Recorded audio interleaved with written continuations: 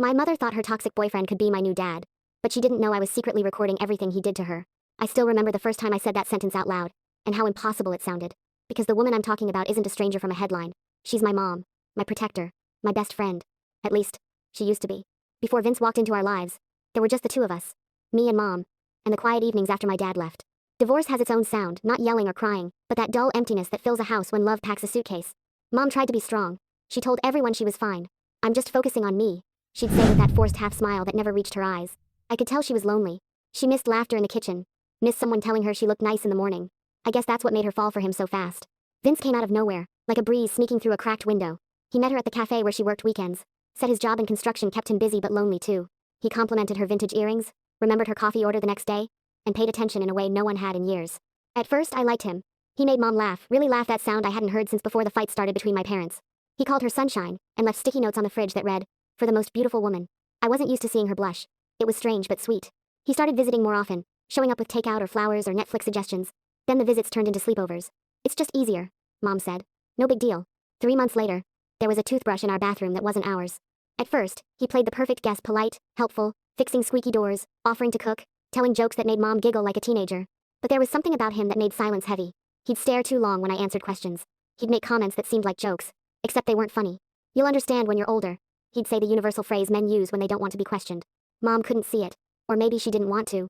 After all, Vince gave her everything she'd been craving: attention, validation, the illusion of safety. One night, when he thought I couldn't hear, he told her, "You don't need to talk to your ex anymore. He doesn't care about you or Emma." Mom murmured something, and he answered, "Trust me, babe. I know how men like him think." That's when I started to realize charm isn't always kindness. Sometimes it's a costume made of words. Little things changed first. He started choosing her outfits for dinners, suggesting what colors suited her best. Then he commented on how long she spent on the phone with Aunt Judy. A few weeks later, the phone calls stopped completely. I began calculating how long it took him to change each part of her schedule, her friends, her smile. He worked fast. He treated me kindly while Mom watched, but his eyes said something different when her back was turned. Like he didn't like that I still texted Dad. Didn't like that I saw through his charm. Once, he smiled at me across the table and muttered, "Respect goes both ways, kid." I nodded but said nothing. At dinner one evening, he brought up the topic I'd been dreading. "You know, Emma," he said casually between bites, "it might be nice if you started calling me Dad. What do you think?"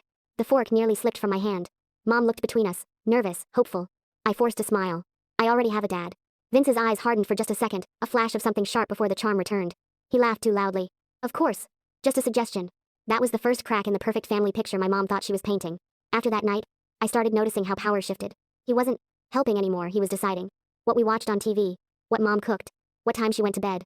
All wrapped in soft-spoken care. "You've worked enough today, babe. Sit here instead." Or, "Don't wear that. It makes you look tired." Mom saw protectiveness. I saw control. The next morning, she told me Dad called asking if I wanted to visit for the weekend. Before she could finish, Vince barked from the kitchen. "That's not happening. It confuses her, Clara." "Confuses me?" I was 15, not 5. I watched Mom's shoulders cave in while she nodded like it was logic and not manipulation. That's when something in me went still. Later that week, when he stormed out after they argued, I found Mom sitting on the floor by the fridge crying quietly so I wouldn't see. I knelt beside her, hugged her, and whispered, "You don't have to stay with someone who loves only when it's easy." She smiled weakly and said, "He just gets angry sometimes. He's a good man underneath." I wanted to believe her, but deep down I knew. Good men don't need to be explained. That night, while she slept, I picked up my phone, opened the voice recorder, and whispered the date, November 12th. Just in case I forget what it sounds like when Mom apologizes for things she didn't do. The red light blinked, and with it, my innocence left the room. The red light on my phone's recorder became my secret companion. It was a tiny, silent witness to the slow erosion of my mother's spirit. I didn't know what I was collecting, or why. I just knew I needed proof that what I was seeing wasn't normal, wasn't love. Vince's control wasn't a sudden storm. It was a creeping fog. It started with small suggestions, then firm requests, then outright demands. "You shouldn't be talking to Marcus," he'd say to Mom, referring to my dad. "He's toxic. He's trying to manipulate you through Emma." Mom, desperate for peace, would nod. "You're right, Vince. I'll tell Emma." And she did. My weekend visits with Dad became less frequent, then stopped altogether. Mom would make excuses. "He's busy." Or, "We have plans." But I knew. Vince had cut the cord. He started managing Mom's finances. "Just to help you budget, babe," he'd say. But soon she needed his permission to buy groceries or get her hair done. Her credit cards disappeared. Her bank statements were routed to his email. I watched her shrink. The vibrant woman who loved to paint and read novels now spent her evenings watching whatever Vince wanted on TV, her eyes vacant. Her friends stopped calling. He'd tell them she was busy, or sick, or just needed space. One afternoon, I was in my room, headphones on, trying to drown out the sound of Vince's voice from the living room. He was lecturing Mom about leaving a light on. It wasn't loud, but it was relentless. A steady drip of criticism designed to wear her down. I pulled out my phone, hit record, and placed it under my pillow. Later, when I listened back, I heard Mom's soft apologies. his condescending replies, and then, a chilling silence. It was the sound of her spirit retreating. He started demanding I call him Dad, more forcefully. "It's about respect, Emma," he'd say, his voice low and menacing. "I'm the man of this house now. You need to acknowledge that." I'd nod, my throat tight, and force the word out. "Yes, Dad." Each time it felt like a betrayal to my real father, and to myself. But I knew better than to argue. I was gathering evidence, not starting a war I couldn't win. My real dad, Marcus, tried to reach me. He'd leave voicemails, send texts. Mom would intercept them, or Vince would delete them from her phone. I'd sneak calls from a friend's house, whispering updates, trying to explain what was happening without sounding crazy. "He's isolating her, Dad," I'd say. "He's changing her." Dad sounded helpless. "I can't do anything, Emma. She won't listen to me." That's the insidious thing about emotional abuse. It makes the victim believe they're the problem, and it makes everyone else feel powerless. One evening, I was driving with Mom and Vince. Dad called. It was a simple call, just checking in. I answered, trying to keep my voice neutral. "Hey, Dad," I said. Vince slammed on the brakes. The car screeched to a halt. "Who was that?" he roared, his face contorted with rage. Mom jumped. I froze. "It was Marcus," I said, my voice barely a whisper. He snatched my phone. "I told you not to talk to him. He's a poison. He's trying to turn you against me." He started yelling, a torrent of accusations and threats. Mom tried to calm him, but he turned on her, accusing her of secretly communicating with Marcus, of undermining him. I sat there, numb, as he screamed at both of us. My phone, still clutched in his hand, was recording. I had activated it the moment he started yelling. When he finally calmed down, his face was pale, his hands shaking. He tried to apologize, but it was hollow, forced. I love your mother so much," he stammered. "I don't want anyone to hurt her." Mom, ever the peacemaker, hugged him. "It's okay, Vince. I understand." But I didn't. I understood that this wasn't love. This was possession. That night, I transferred the recording to a hidden folder on my laptop. It was a long file, filled with his rage, Mom's fear, and my silence. It was chilling. I started recording everything after that. Every argument, every condescending remark, every time he undermined Mom or tried to control me. My phone became my weapon, my shield, my secret keeper. I knew I couldn't confront him. Not yet. But I could collect. I could document. I could build a case. Because I knew, deep down, that one day, the truth would need a voice. And I was going to make sure it was heard. By the end of that winter, the air in our house felt different. Heavy. Saturated with things unsaid. Vince didn't need to shout anymore. His silence was enough to keep us walking on eggshells. Mom still defended him to anyone who asked. "He's under a lot of stress," she'd say, stirring her tea without looking up. "Work's been hard. He doesn't mean half the things he says." But even she sounded tired trying to convince herself. He'd started showing up outside my school, sometimes sitting in his truck, claiming he'd come to pick me up to spend time like a real father. I never got in. I always found a reason to walk home. Mom told me he was just trying, but there was a look in her eyes. She didn't have words for halfway between hope and fear. One evening, she burned dinner by mistake. Vince's tone cut like paper when he saw the pan. "You never pay attention," he said through clenched teeth. "If you can't even cook properly, what good are you?" She froze, flustered, stammering apologies. I started recording under the table. The microphone caught every tremor in her voice. Then came the laugh. His trademark dismissal that turned cruelty into something that could be excused. "Relax, I'm joking," he said, ruffling her hair before walking out of the kitchen. She smiled, but it trembled. I realized then that she'd stopped registering what was real and what was manipulation. When abuse becomes routine, the body goes numb before the mind does. By February, he was spending most nights drinking in the garage, music loud enough to shake the walls. At 3 a.m, I'd hear their arguments start, words that hit like open palms. "You're ungrateful," he'd snarl. "I'm just asking for some peace," Mom would whisper. "Oh, so now I'm the monster?" The next morning, I'd find shattered mugs, red eyes, fake smiles. I'd hit record again. Mom began dressing differently, quieter colors, minimal makeup. She was erasing anything that could draw attention. Vince said she looked classy that way. One day, I came home early and found her staring at herself in the mirror. She was holding her lipstick but couldn't bring herself to use it. When she saw me, she hid it like she'd been caught. "Do you think I look okay?" she asked. "You look perfect, Mom," I said softly. "You always do." Her lip quivered. He says bright colors make me look desperate. It took every ounce of restraint not to scream. I kept my recordings organized, dates, timestamps, categories. I'd listen to them late at night when sleep wouldn't come. Each clip was another page in a diary our house was too scared to write. But one night, the mask slipped completely. It was a Saturday. Vince had been drinking since afternoon. Mom had cooked a roast, but he said it was overdone. He threw the plate on the counter, food scattering like confetti at a nightmare party. "You embarrass me," he hissed. "You can't do anything right." Mom's voice was shaking. "Vince, please. Emma's here." He turned to me, his eyes glassy. "You recording this, sweetheart?" My breath caught. "No," I lied. He stepped closer. "Because you always have that damn phone on you." Mom tried to pull him back, but he shoved her arm away. "You think I don't notice how you look at me? Like you're better than me?" I whispered. "I don't think that." He smiled a slow, venomous curl. "Good. Because you're not." That night, Mom locked herself in the bathroom and cried until dawn. I sat outside the door, my back against the wall, recording the quiet sobs. Proof, yes, but mostly because I couldn't do anything else. In the morning, he acted like nothing happened. He brought her coffee, kissed her cheek, told her she was beautiful. The same mouth that spat venom now whispered love. That's the rhythm of cruelty abuse disguised as affection. It keeps you confused enough to stay. But I didn't just stay. I planned. I copied every file, transferred them to a cloud account under a fake name. I printed the worst transcripts and hid them under a loose floorboard in my closet. If he ever found my phone, he'd find nothing. But if anything happened to us, someone would know. A week later, Mom announced that Vince had found a couples counselor. He's really trying, she said. He booked the session himself. I didn't know whether to laugh or cry. Abusers love therapy as long as they can use it as proof they're not the problem. They went to one session. He charmed the counselor for 40 minutes, talked about communication and trust. Mom glowed afterward. She said it felt like a turning point. But that night, he told her she embarrassed him by bringing up personal details. She apologized again. That was the moment I stopped hoping he would change. I realized change only comes from someone who sees themselves clearly. And Vince never looked in any mirror long enough. I started writing a note to myself every night before bed. A single line. Stay patient. Keep recording. The truth always finds daylight. Because I knew something Vince didn't. People who live on lies eventually create their own collapse. All I had to do was stay still long enough for him to destroy himself. And he would. He just didn't know I'd already pressed record. By spring, the tension in our house had become a living thing. It moved through rooms, followed every footstep, breathed behind every door. Vince still wore his charm around guests like a polished mask. But when we were alone, the cracks beneath it widened. Mom smiled less. I ate dinner in silence. Even the walls seemed to listen now. I had recordings saved from months of arguments. Proof of his cruelty whispered through clenched jaws. But I still didn't know how long I could keep pretending to be invisible. Then came my 17th birthday. Mom tried to make it special, baked a small cake, hung dollar store streamers, played an old song she used to dance to with Dad. Vince gave me a gift card and a pat on the back. Getting older, he said with a smirk. Maybe now you'll learn to appreciate discipline. I forced a small laugh and cut the cake. Later that night, my phone buzzed while we were on the couch. A simple text from Dad. Happy birthday, kiddo. Proud of you. Always. It was nothing more than love in 12 words, but in this house, love came with consequences. Vince glanced at the message before I could lock the screen. His expression shifted in an instant warmth to fury, as if a storm erupted behind his eyes. Why is he texting you? He asked quietly. He's my dad, I said. He just wanted to say happy birthday. He stood up, slow and dangerous. I told your mother not to let him interfere. Mom blinked, nervous. Vince, it's her birthday. Don't you defend him to me, he snapped. The mug in his hand shattered against the counter. Hot coffee splattered across tile. Mom flinched. Everything after that happened too fast. He grabbed my phone. I reached for it a reflex and he shoved me back, not enough to bruise, just enough to shock. He scrolled through my messages, his voice rising. She's been talking to him behind my back. You've both been lying to me. Mom reached for his arm. Please stop. You're overreacting. He whirled on her, eyes red. I'm overreacting? You let your brat defy me. You let that man manipulate her. His words blurred into one long, hateful noise. I couldn't breathe. Then, over the chaos, one tiny sound. The click of a hidden button.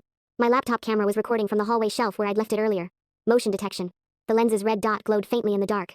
When he finally smashed my phone against the wall, shards exploded across the floor like tiny mirrors reflecting truth. He stood there, chest heaving, staring at us as if daring either of us to move. Mom sobbed, trembling in front of him. Get out.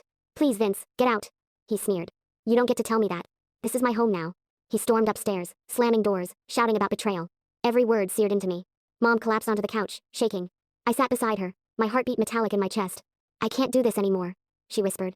You don't have to, I said quietly. It's already done. I opened my laptop. The recording had already uploaded to my hidden cloud folder. Every scream, every threat, every broken sentence. Saved. I sent the files to Dad first, then to Aunt Judy. Each email felt like opening a door he'd kept locked. No explanations, just attachments. And one line. In case something happens. Mom watched me in confusion. What are you doing? Protecting us, I said. The next day, I hid the printed transcripts, the ones I'd started months ago, inside an old shoebox beneath my bed. My secret safety net. And then I waited. For once, silence was on my side.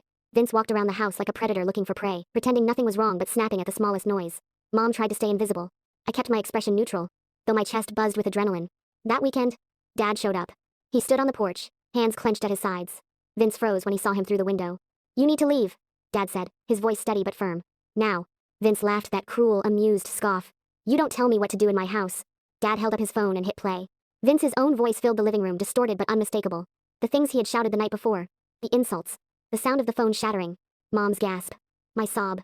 His hatred. The color drained from his face. He looked at me. Then Mom.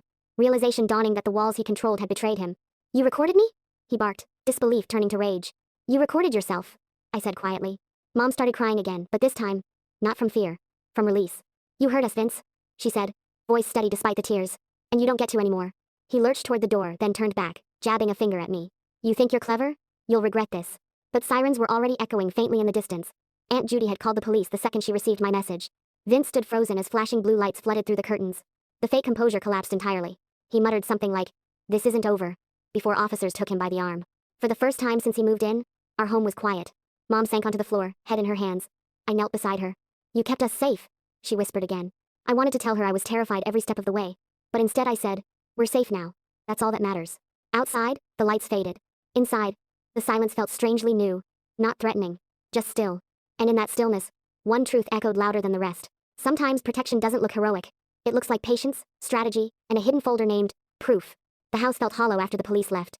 Not empty, but hollowed out, like a space where something had been violently removed. Mom sat on the couch, staring at the spot where Vince had stood. Her face was pale, her eyes red and swollen. She didn't cry anymore, she just sat, a statue of shock. Aunt Judy arrived a few minutes later, her face etched with concern. She hugged Mom tightly, then me. I'm so sorry, Clara, she whispered. I should have seen it. Mom shook her head. He was so good at it, Judy. So good. I watched them, feeling a strange mix of exhaustion and relief. The adrenaline had drained, leaving behind a quiet ache. I had done what I set out to do. I had protected my mom, but the cost felt immense. Dad called. Aunt Judy answered, speaking in hushed tones. I heard snippets. He's gone. Emma's okay. Clara's a mess. Later, Mom finally looked at me. Her eyes were filled with a pain I hadn't seen since the divorce. Why didn't you tell me? She asked, her voice barely a whisper. I tried, Mom, I said, my own voice cracking. You wouldn't listen. She nodded slowly. I know. I wanted to believe him so badly. I wanted to believe I could have a normal life again. That night, I slept in Mom's bed, just like I used to when I was little and scared of thunderstorms. She held me tight, and for the first time in years, I felt like she was truly present, truly there. The next few days were a blur of police statements, calls from lawyers, and the slow, painful process of cleaning out Vince's things. Each item felt like a relic of a nightmare. His clothes, his books, even the toothbrush that had once symbolized a new beginning now felt like an invasion. Mom started therapy. I went with her sometimes. It was hard. She talked about her loneliness, her fear of being alone, her desperate need for someone to love her. She talked about how Vince had preyed on those vulnerabilities, how he had slowly chipped away at her self-worth until she believed she deserved his cruelty. I listened, and for the first time, I understood. It wasn't just about her being blind. It was about him being a master manipulator. Dad came over a few times. He didn't gloat, didn't say, I told you so. He just sat with Mom, offering quiet support. He brought me my smashed phone, a new one in its place. You were incredibly brave, Emma, he said. I'm so proud of you. I finally let myself cry then. Not for what happened, but for the relief that it was over. One afternoon, Mom asked me to show her the recordings. We sat together, listening to Vince's voice, raw and unfiltered. His insults, his threats, his chilling laughter. Each clip was a punch to the gut. She flinched, gasped, sometimes cried, but she listened to every single one. When it was over, she looked at me, her eyes clear for the first time in months. Thank you, she said, her voice firm. Thank you for saving me. It wasn't just about saving her from Vince. It was about saving her from herself, from the part of her that had been willing to accept so little. We started rebuilding. Slowly. Mom reconnected with her friends. She started painting again. Bright, vibrant colors that filled the house with life. She even started going to a book club. I went back to seeing Dad regularly. Our relationship, once strained by Vince's interference, began to heal. We talked about everything. About how scared I had been. About how helpless he had felt. The house began to feel like home again. The tension dissipated, replaced by a quiet sense of peace. One evening, Mom and I were cooking dinner together, laughing about a silly mistake. She looked at me, a genuine smile on her face. You know, she said, I used to think I needed someone to complete me, but I realize now, I just needed to complete myself. I smiled back. And you did, Mom. You really did. The recordings remained in the cloud. I didn't delete them. They were a testament, a reminder of what we had overcome. They were proof that even in the darkest moments, there's always a way out, always a truth waiting to be uncovered, and that sometimes, the most powerful weapon isn't a fist, but a tiny red light blinking on a phone. It's been a year since that night the night truth finally burst through our walls like thunder breaking a long storm. The quiet feels different now. It's not heavy or watchful anymore. It's gentle. Real. Mom and I still live in the same house, but everything inside has changed. The colors are brighter. The air is softer. The laughter is back, sometimes hesitant, sometimes full, but always real. Vince never came back. The restraining order kept him away. He tried calling once from a blocked number. Mom hung up before he could speak.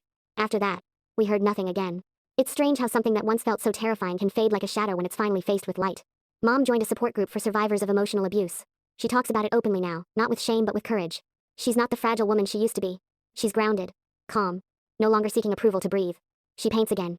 The canvases that used to be dark, muted blends of gray and brown, now explode with color streaks of yellow, orange, turquoise. Sometimes I catch her staring at one of her paintings with the kind of pride I used to only see in other people's parents. One of them, my favorite, is a half-finished portrait of a figure standing in a beam of light. The background is chaotic, dark, swirling. But the figure? Peaceful. She calls it, after the noise. As for me, I started studying psychology. Part of me wants to understand why people like Vince do what they do, and why people like my mom forgive them for it. Maybe I'll never fully understand, but I want to help people see what I saw. The subtle beginnings, the early signs before the damage runs too deep. Sometimes people assume healing means forgetting. It doesn't. It means remembering differently. It means looking at an old scar and recalling not the pain, but the proof that you survived. I still have the recordings not because I need them, but because they helped us find our voices. They remind me of how close silence came to winning. and how one choice to speak even quietly changed everything. Dad and I are close again. He doesn't look at me with pity anymore. He looks at me with respect, and a tiny flicker of pride that says, "You did the impossible." Sometimes, when we sit together, he asks if I've listened to any of the old files. I tell him no, and I mean it. I don't need proof of who Vince was. I have proof of who we became. Mom doesn't talk about him often, but when she does, she doesn't sound angry, she sounds free. One evening, she said something that stayed with me. "People like him feed on silence, Emma. But you didn't stay quiet. You broke the pattern before it broke us." We sit on the porch some nights, just sipping tea, letting the world hum around us. There's no shouting, no tension, just the quiet rhythm of two people who fought a war and came home alive. I glance at her sometimes and realize she isn't just my mother anymore. She's my example of resilience, of rebirth, of what it means to stand back up. It's strange how the word recording used to mean safety. Now, it means memory, progress. The proof of our survival doesn't live in sound clips anymore. It lives in our laughter. When I think about everything we went through, it's not the fear that stands out. It's the moment I realize that love, real love, never demands silence. It never isolates, controls, or rewrites your world to fit its insecurity. Real love stays kind even when tired. It protects instead of possesses. It listens instead of orders. And every time my phone lights up with a new message from Dad, or a text from Mom saying dinner's ready, "Don't be late," I smile because these are the sounds of love that doesn't need a recording to prove it. I once thought my mother's story ended the night my father left. Turns out, it began the night she finally chose herself. And mine began the moment I pressed record.